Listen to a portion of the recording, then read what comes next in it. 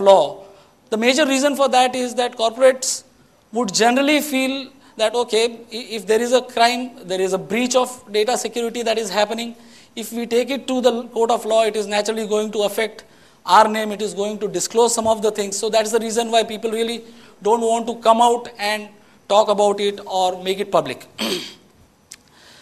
There are other new media on the computers, like you have got the desktops, you have got the laptops, which are filled with viruses, which are filled with things like the spyware, the malware. People do the hacking. Pawan talked about the hacking in the morning. So those are the examples which are available, which we all know very well that it is abundant in the market, whether it is India or anywhere else.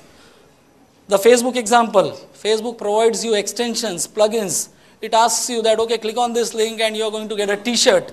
You click on a particular link and you will get to know what are your friends available on the Facebook who are visiting you. Now, as a user, you are going to tend to click on that and try to see what it does. And you get a screen which says that, allow this to access my profile, allow this to do this thing, allow this to access my friends, allow this to access my photos. And you don't realize that what it is actually doing. Or rather, you unintentionally say, yes, allow everything. And what is going to happen at the end of the day is that particular program, that particular extension or a plugin is going to work on your Facebook profile, collect data, either send it somewhere or make use of that data. Now, that is something which is unintentional. It is not something which you are doing intentionally. So, there is a difference between doing a data security breach intentionally and unintentionally. We are going to talk about few of those things when we talk about few of the scenarios in the Indian context. I have tried to collect as much information from a legal perspective as to what data security really means in the Indian scenario. There is a Data Security Council of India, which is under the NASSCOM, and they conducted a survey of few corporations, and they found that the data breaches, when we conducted the survey by PricewaterhouseCoopers, and what it was found is that most of the data breach or the threat, if you call it, is within your organization. The threat is within. So when we talk about corporate data, we got to understand that most percentage of the threat is within the organization rather outside. Of course, there are instances where outsiders, outside agencies or such hackers have come into picture and they have done a lot of hacking, like the NSG website that Pawan talked about in his session, where the Pakistan army who came into the CBI website and put up their own banner. The National Security Guards was also involved at that time. So that's an example, classic example, where somebody as an intruder comes into your corporate domain and tries to hamper with your image, with your data, with whatever information you've got in your organization. Recently, the Groupon, Indian arm of Groupon, there was a espionage, there was a corporate data breach, you can call it. 300,000 emails and their passwords were stolen. Now, this is something which is extremely dangerous. It is something which is alarming. And as Pawan mentioned earlier, that there are very few cases which come in the market. I think about a few days back, there was a case of Citibank, where there was a lot of data which was stolen from the Citibank. There were people from within the organization who were involved. So this particular survey that I am talking about, which the Data Security Council of India did along with the PricewaterhouseCoopers, it clearly mentions that 67% of the threats perceived are from the vendors, partners and suppliers. Now this is something which you got to understand, that these are the people with whom you are going to deal day in and out.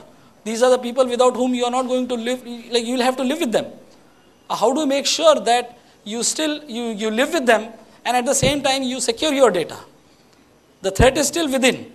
33% of the threats are perceived from the ex-employees because they know your culture, they know your passwords, they know who works in what fashion. How are you going to make sure that something which is available within my corporation, something which is my intellectual property, how does that get secured? So that is something which we need to understand. This slide, of course, I'm not going to talk about because you guys have heard about all this thing, other than the third one, which is the Right to Information Act. Like the Indian scenario, yes, I also had a belief that the legal aspect of the copyrights in India is the strongest across the world. But from what I heard, probably it is getting weakened now. But I hope it will improve as we move on, because there are a lot of amendments and a lot of laws coming in India. But I specifically would like to mention the Right to Information Act, which you all know we've seen a lot of information flowing in the market in the past decade, I believe, past 10 to 12 years has seen a lot of information that earlier we didn't have access. And that's thanks to the Right to Information Act. And this is a classic example of the exclusivity of data that we were talking about. The right to information provides you the ability to request any information, but at the same time, it makes sure that any confidential data of the government of India, that is not accessible. Any defense information is not accessible. Any nuclear information is not accessible. So it gives you the liberty to access the data, but at the same time, it will make sure that you don't access data which is not meant for you. Security breach, we have seen a lot of examples that the speakers have talked about, but in the current context, some things which you must be facing, like you are students, you are yet to join the professional world, but many of you who are from the professional world will realize that when you join an organization, every organization has got its own culture, it has got its own rules, it has got its own regulations. So how do you make sure that you comply to all these things?